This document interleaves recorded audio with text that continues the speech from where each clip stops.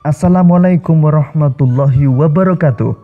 Pada kesempatan kali ini kita akan belajar pada tema 6, panas dan perpindahannya, subtema 3, pengaruh kalor terhadap kehidupan, dan kita sampai pada pembelajaran keempat. Sebelum kita mulai pembelajaran kita, jangan lupa untuk berdoa terlebih dahulu.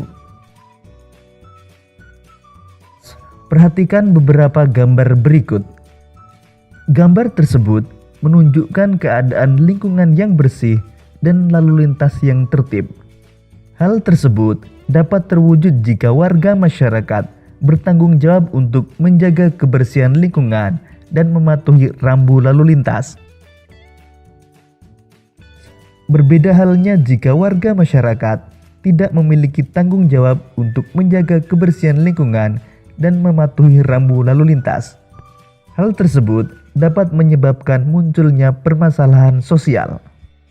Setiap warga negara mempunyai tanggung jawab yang harus dilaksanakan sesuai perannya di dalam masyarakat. Salah satu bentuk tanggung jawabnya adalah melaksanakan nilai-nilai Pancasila sebagai dasar negara. Nilai-nilai dalam Pancasila menjamin terjadinya masyarakat yang saling menghargai demi kepentingan bersama. Jadi, jika warga masyarakat tidak melaksanakan tanggung jawabnya, dapat menyebabkan terjadinya masalah sosial. Berikut ini beberapa jenis permasalahan sosial yang terjadi di lingkungan masyarakat. Pertama, sampah. Masalah sampah disebabkan kebiasaan membuang sampah sembarangan. Sampah yang berserakan akan mengganggu keindahan lingkungan dan menjadikan lingkungan tidak nyaman. Untuk mengatasi masalah sampah dapat dilakukan dengan membiasakan dan menganjurkan membuang sampah pada tempatnya, juga dapat dilakukan dengan program daur ulang limbah. Kedua, kali atau sungai yang kotor.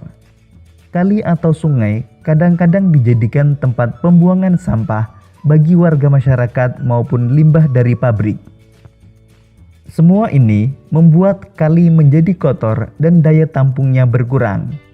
Akibatnya, pada musim penghujan air kali meluap dan menyebabkan banjir. Untuk mengatasi masalah sungai yang kotor, dapat dilakukan dengan sosialisasi tentang prokasih atau program kali bersih dan tidak membangun rumah di sekitar daerah aliran sungai.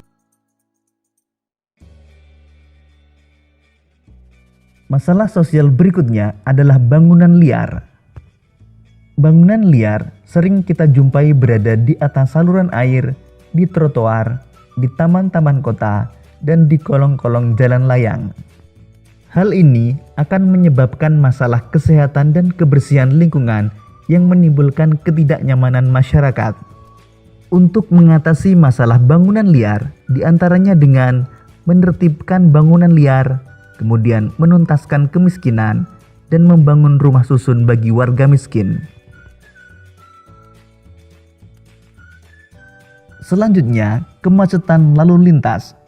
Salah satu penyebab kemacetan lalu lintas antara lain banyak pengguna jalan yang tidak melakukan kewajibannya untuk menaati aturan lalu lintas. Hal tersebut dapat menimbulkan ketidakamanan dan ketidaknyamanan para pengguna jalan dan masyarakat sekitarnya. Untuk mengatasinya dapat dilakukan dengan sosialisasi tertib berkendara, penegakan peraturan lalu lintas, dan dengan menambah ruas jalan baru.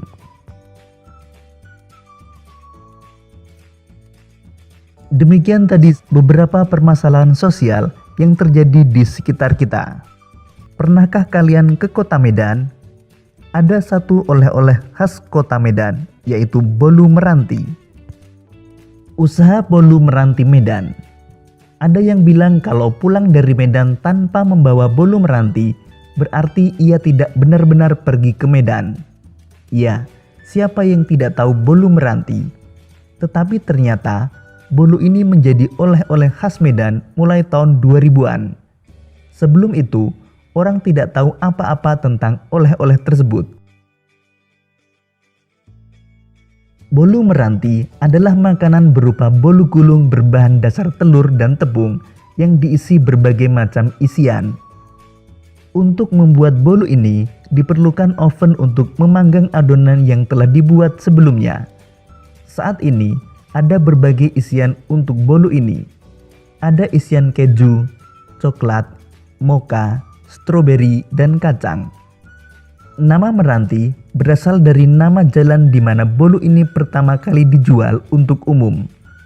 Bolu ini memiliki rasa yang khas, lembut, dan cukup tahan lama meskipun tidak menggunakan bahan pengawet.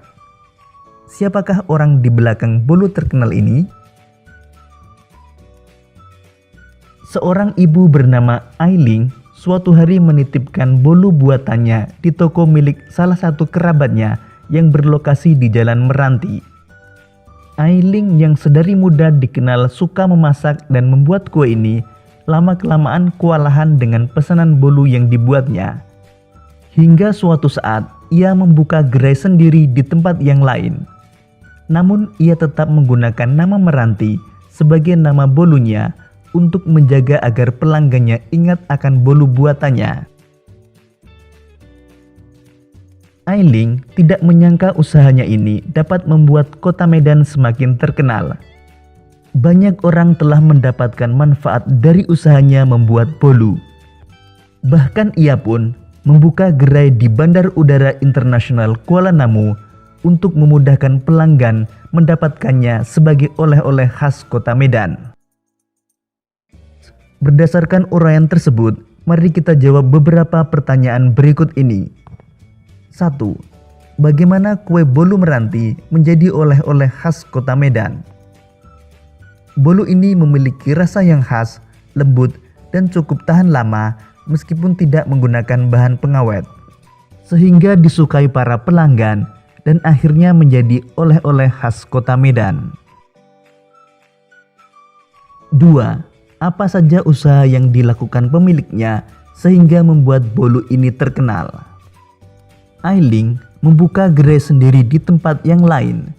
Bahkan ia pun membuka gerai di Bandar Udara Internasional Kuala Namu untuk memudahkan pelanggan mendapatkannya sebagai oleh-oleh khas kota Medan. 3. Bagaimana pengaruh keberadaan bolu meranti terhadap pembangunan ekonomi masyarakat kota Medan? Usaha bolu meranti membuka lapangan pekerjaan bagi orang-orang Medan. 4. Bagaimana pengaruh keberadaan bolu meranti terhadap pembangunan sosial budaya masyarakatnya? Bolu meranti menjadi ciri khas kota Medan. Demikian tadi pembelajaran kita pada tema 6, subtema 3, dan pembelajaran keempat.